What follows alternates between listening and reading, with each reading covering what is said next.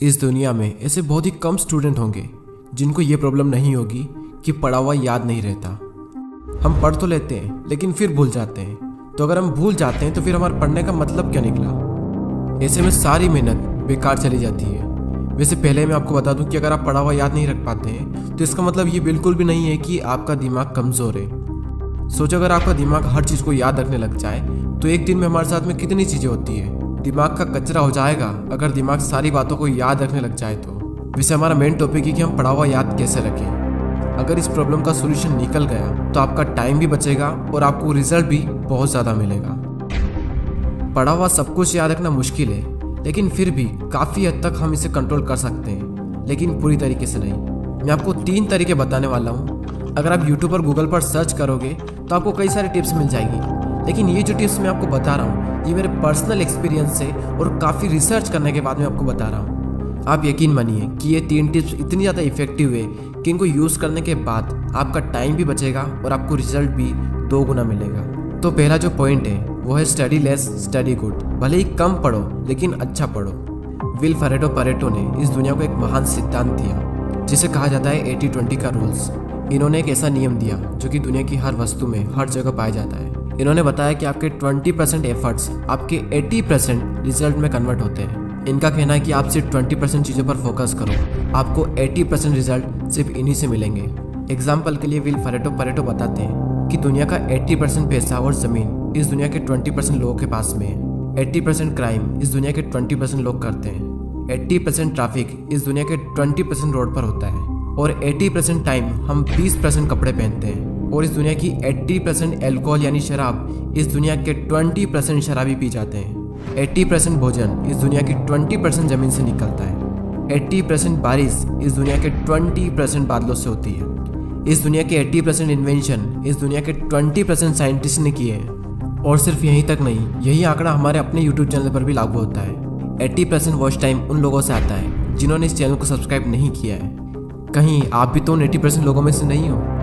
और सबसे important fact कि 80% रिजल्ट हमारे 20% एक्शन से आता है। और यही रूल आपके एग्ज़ाम में और आपकी पढ़ाई में भी लागू होता है। आपके सिलेबस का पढ़ा हुआ 20% आपको 80% दिलवा सकता है।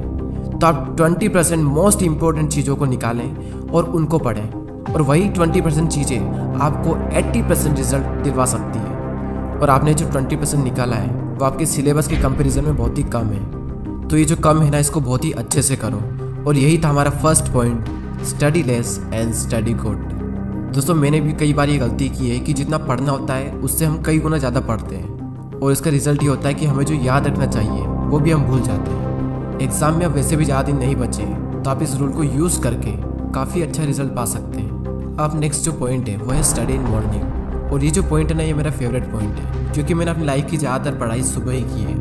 एक तरफ एक स्टूडेंट है जो सुबह जल्दी उठकर 2 घंटे पढ़ाई कर रहा है, और वहीं दूसरी ओर एक और स्टूडेंट है जो दिन में 4 घंटे पढ़ाई कर रहा है। तो ये जो पहला वाला स्टूडेंट है ये ज़्यादा आउटकम दे पाएगा दूसरे वाले के मुकाबले। सुबह जल्दी उठकर पढ़ने के 2 सबसे बड़े बेनिफिट होते हैं। सुबह के टाइम हमारी कंसंट्रेशन सबसे पीक स्टेट पर होती है, और सुबह के टाइम पे जो कंसंट्रेशन होती है शायद ही पूरे दिन में आपको वो कंसंट्रेशन मिल पाएगी। और सेकंड बेनिफिट ये है सुबह जल्दी उठने का कि सुबह कोई भी डिस्टर्ब करने वाला नहीं होता है। एनवायरनमेंट में एक अलग ही साइलेंस होता है, और उस साइलेंस में कुछ नया सीखने का मज़ा ही कुछ और होता है। आप सुबह जल्दी उठकर 3 घंटा पढ़िए, और उसके बाद में पूरे दिन अगर आप सिर्फ मुश्किल से आधा से 1 घंटा भी पढ़ते हैं तो बहुत है आपके लिए। कहने को तो लोग 8-10 घंटे पढ़ते हैं, लेकिन जो 2-3 घंटे की मेन पढ़ाई जो होती है कॉन्सेंट्रेशन के साथ में, वही सबसे मेन चीज़ होती है। बाकी सब दिखावा है। हमारे देश के प्राइम मिनिस्टर मोदी जी ने भी सुबह जल्दी उठकर पढ़ने को कहा है। एक रीजनेबली सुबह सूर्योदय के पहले अगर तैयार हो करके पढ़ना शुरू करते हैं तो पूरी तरह आप बिल्कुल मन से एकदम तंदुरुस्त होते हैं। जैसे बारिश के बाद आसमान कैसा साफ नजर आता है। सुबह बहुत ही उत्तम कालखंड होता है, फ्रेश होते हैं, थकान नहीं होती है, और अध्ययन से ही शुरू करते हैं तो ज़्यादा अच्छा रहता है। और ना सिर्फ मोदी जी ने बल्कि हमारे शास्त्रों में, आयुर्वेद में भी यही बात कही गई है कि सुबह के टाइम हमारा ब्रेन सबसे ज़्यादा एक्टिव होता है, और उस टाइम जो भी हम अपने ब्रेन में डालेंगे वो दिमाग में छप सा जाएगा। सो ये था second point, study in morning. अब जो लास्ट जो पॉइंट है वो बहुत ही ज़्यादा इंपॉर्टेंट पॉइंट है, और ये पॉइंट आप सबको ऑलरेडी पता है, लेकिन हर कोई इस पॉइंट को बहुत ही इग्नोर करता है, और वो पॉइंट है पढ़ाई के बीच में रेस्ट लेना।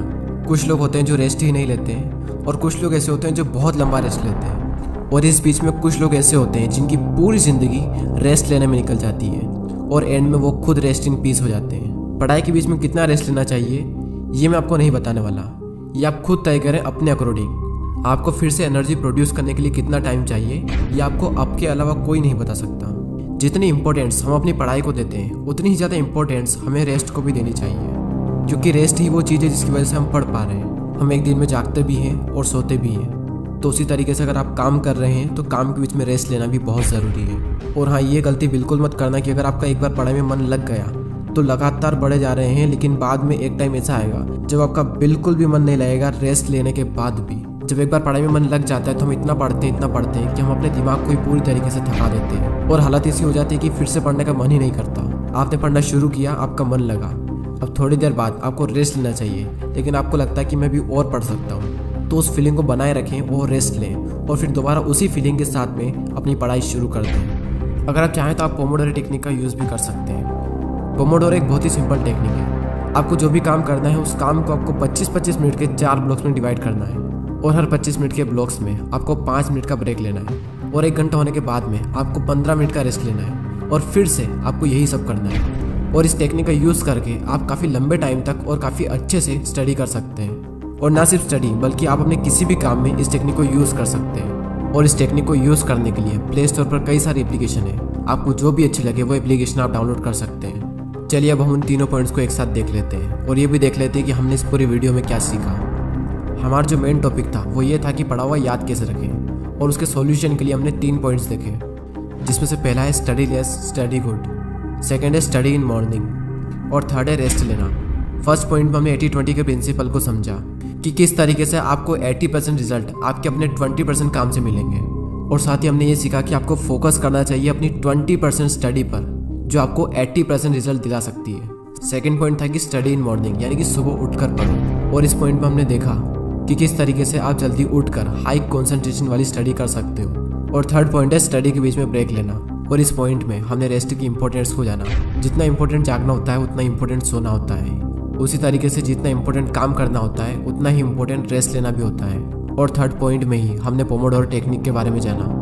जो भी काम आप करना चाहते हो उस काम को 25-25 मिनट के 4 ब्लॉक्स में डिवाइड कर दें, और हर 25 मिनट के बाद में 5 मिनट का ब्रेक्स लें, और जब पूरा 1 घंटा हो जाए तो उसके बाद में 15 मिनट का रेस्ट लें। और इस टेक्निक का यूज़ करके भी आप लंबे टाइम तक काफ़ी अच्छे से पढ़ाई कर सकते हो।